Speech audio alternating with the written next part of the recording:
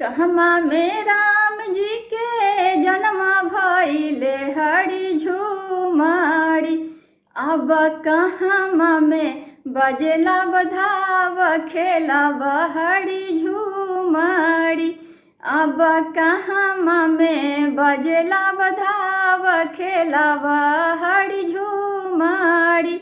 अयोध्या में राम जी के जन्म भइले हरि झुमारी।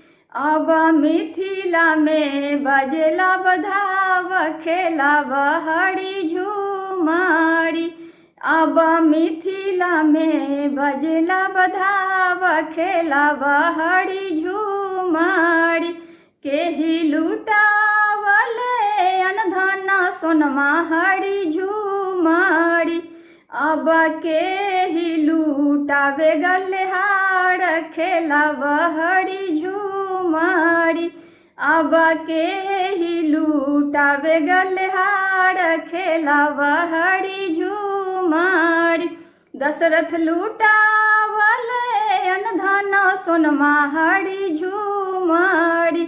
अब कौशिला लुटावे गलेहार खेलाव हरि झुमारी।